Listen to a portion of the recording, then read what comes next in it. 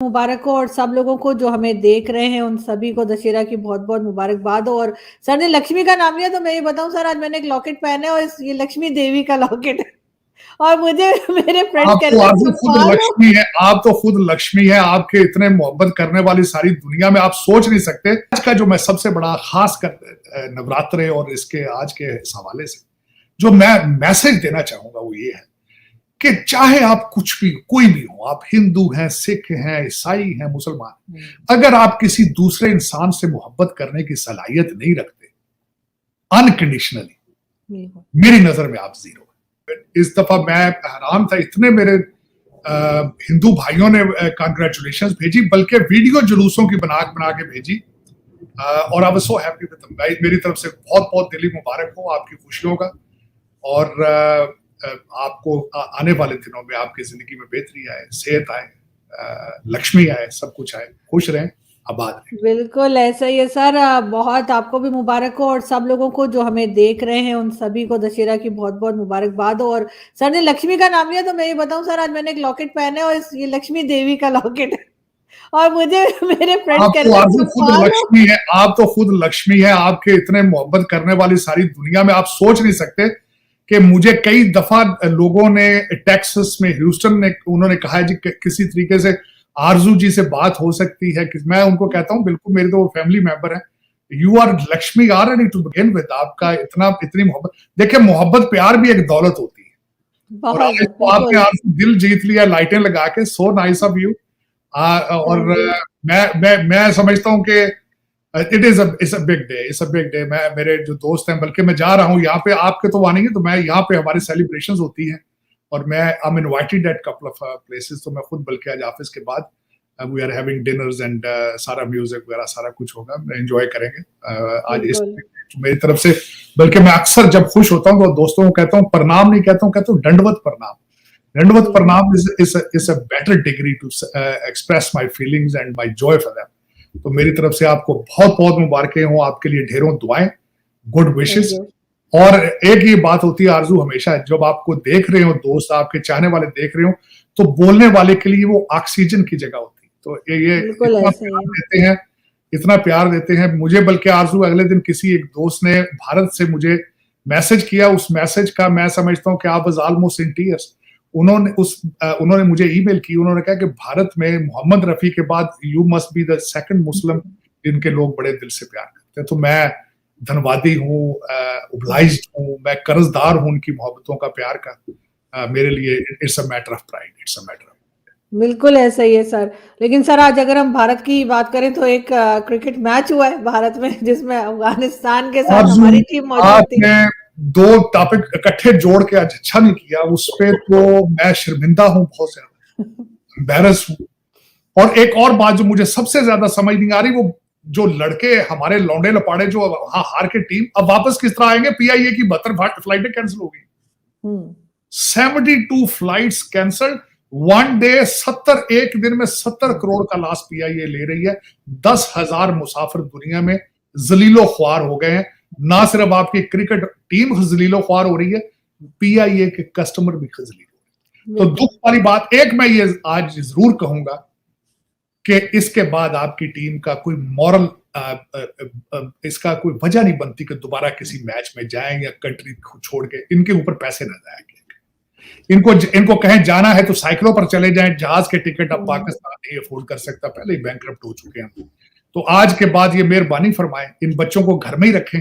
अगर क्रिकेट नहीं खेल सकते तो इनको कहें गुल्ली डंडा खेला करें, गली के अंदर बच्चों के साथ अपने गुल्ली डंडा खेला करें। क्रिकेट या कोई भी वर्ल्ड स्पोर्ट जो है, it's a national embarrassment, national embarrassment.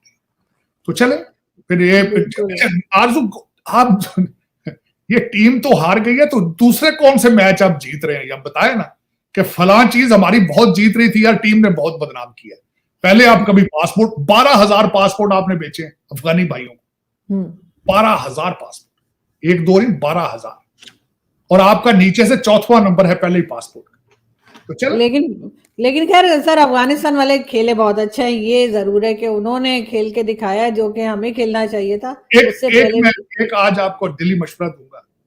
आप अपने ये अफसरान जो है, अब इनको लंदन कैम्ब्रिज, हार्वर्ड और ये सारा ऑक्सफोर्ड ना भेजा करें, इनको कंधार यूनिवर्सिटी में भेजा करें पढ़ने के लिए, काबुल यूनिवर्सिटी में। सैंक्शंस के बावजूद आपका सारा डॉलर जो वो खींच कर वहां ले गए हैं, इसका कोई जवाब है? एक तो क्रिकेट टीम को भी वही रखें, और ये जो आप भेजते हैं अपने CSS अफसरान, इनको भी वही रखें। पाकिस्तान डूब रहा है मेरा ख्याल इन्हीं की वजह से, क्योंकि हर चीज ही बेच देते हैं ना, हर चीज बेच। मुझे तो लग रहा है आज का मैच भी बेचा है इन्होंने। अफगानी भाइयों ने पैसे दे दिए होंगे, डॉलर उनके पास बहुत है पैसे, उन्होंने पैसे दे दिए होंगे, इन्होंने कहा महंगाई पहले ही बहुत है यार, क्या फर्क पड़ता है, 2 गालियां खा लेंगे, पैसे तो मिल रहे हैं। तो ये पासपोर्ट जब बेच दिया 12,000, तो मैच बेचने में कौन सी तकलीफ होती? गलत किया आपने। लेकिन इनको दोबारा भेजे नहीं। आरजू, अगर ये मेरी रिक्वेस्ट मान लें तो नेशनल एम्बेरसमेंट को संभाल के रखें। पहले ही कई चीजों, PIA से कम शर्मिंदगी हो रही है, जो क्रिकेट मैच की अब शर्मिंदगी, ये भी देखनी थी।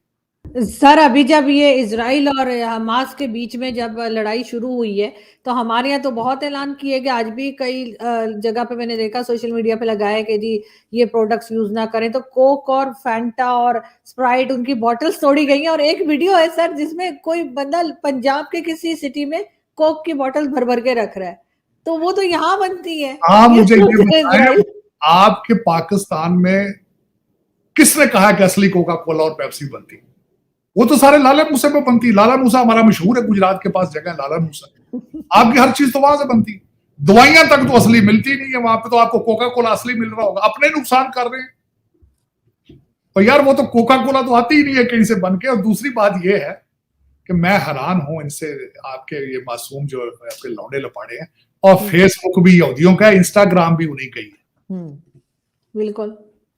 और मैं अगर इसका टोटल बाइकाट करोगे तो फिर सांस ही ले सकोगे और कुछ नहीं कर सकोगे। हाँ, कुछ नहीं बचेगा। कुछ नहीं बचेगा। उसकी वजह यह है कि बाकी सारी दुनिया तो सोई पड़ी है।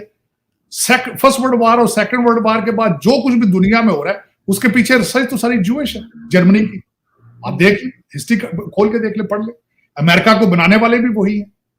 अब वो यहूदी यहाँ आए, उन्होंने वॉल स्ट्रीट बनाई है, बॉलीवुड बनाया है, उन्होंने डिज्नी बना, पर क्या क्या उन्होंने बनाया, तभी तो रूल कर रहे हैं वो। तो ये बच्चों को पता नहीं है। ये अभी भी गधों पे बैठ के कहते हैं हमने जिहाद करना। कराची में चले गए ना मौलवी साहब, बिल्कुल, हाँ बिल्कुल थे, गधों के ऊपर फिर के जा रहे, कहते हैं जी हम जिहाद करेंगे। और यार खुदा का नाम लो।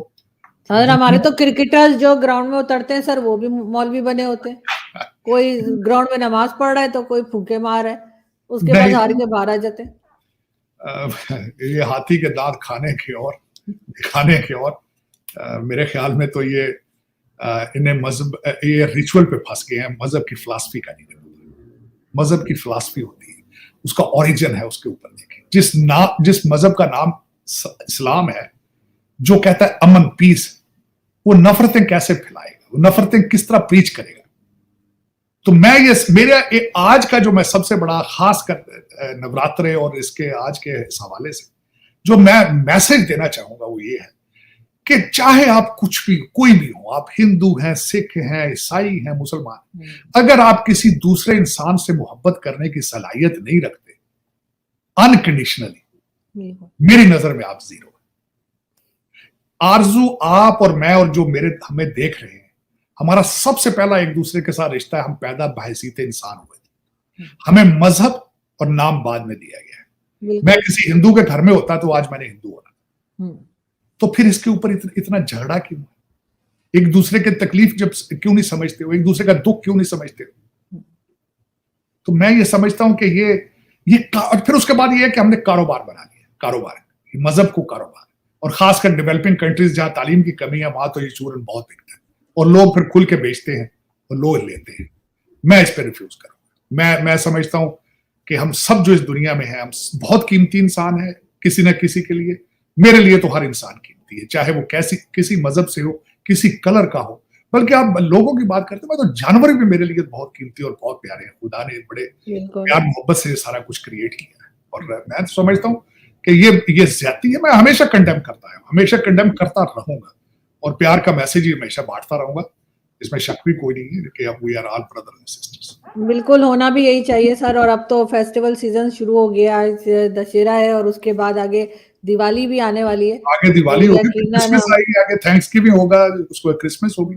मैं तो ये सारी चीजें सेलिब्रेट करता हूँ, बल्कि मैं हर फेस्टिवल को एंजॉय करता हूँ, हर फेस्टिवल, इसमें कोई शक ही नहीं। वो करना भी चाहिए, बिल्कुल होना भी चाहिए। और प्रधानमंत्री नरेंद्र मोदी ने मंगलवार 24 अक्टूबर को विपक्षी दलों पर बड़ा हमला किया। दिल्ली के द्वारका में दशहरा कार्यक्रम में शामिल हुए पीएम मोदी ने विपक्षी दलों की ओर इशारा करते हुए कहा कि ये लोग समाज को बांटने की कोशिश कर रहे हैं। पीएम मोदी ने कहा, भारत को पहले से ज्यादा सतर्क रहने की जरूरत है। ये ध्यान रखना है कि रावण का ये दहन सिर्फ पुतले का ही दहन ना हो, ये दहन हर उस विकृत का हो जिसके कारण समाज का आपसी सौहार्द बिगड़ता है। ये दहन हो जो जातिवाद और क्षेत्रवाद के नाम पर माँ भारती को बांटने का प्रयास करते हैं। ये दहन हो उस विचार का जिसमें विकास की जगह स्वार्थ निहित है। उन्होंने ये बयान ऐसे समय दिया है जब कांग्रेस सहित अन्य विपक्षी दल जातिगत जनगणना की मांग करते हुए कह रही है कि जिसकी जितनी उतना उसका हक। इस पर पीएम मोदी पलटवार करते हुए पहले ही कह चुके हैं, ये समाज को बांटने की कोशिश है। मोदी ने ये कहा कि आज हमें सौभाग्य मिला है कि हम भगवान राम का भव्यतम मंदिर बनता देख पा रहे हैं। अयोध्या की अगली रामनवमी पर रामलला के मंदिर में गूंजेगा हर स्वर, पूरे विश्व को हर्षित करने वाला होगा। राम मंदिर में भगवान राम के विराजने को बस कुछ ही महीने बचे हैं। उन्होंने आगे कहा कि विजयदशमी का पर्व सिर्फ रावण पर राम की विजय का पर्व नहीं, राष्ट्र की हर बुराई पर राष्ट्र भक्ति की विजय का पर्व बनना चाहिए। उन्होंने कहा कि भारत आज विश्व की सबसे बड़ी डेमोक्रेसी के साथ सबसे विश्वत डेमोक्रेसी के रूप में उभर रहा है। पीएम मोदी ने कहा कि इस बार हम विजयदशमी तब मना रहे हैं जब चंद्रमा पर हमारी विजय को 2 महीने पूरे हुए हैं। विजयदशमी पर शस्त्र पूजा का भी विधान है। भारत की धरती पर शस्त्रों की पूजा किसी भूमि पर आधिपत्य नहीं बल्कि उसकी रक्षा के लिए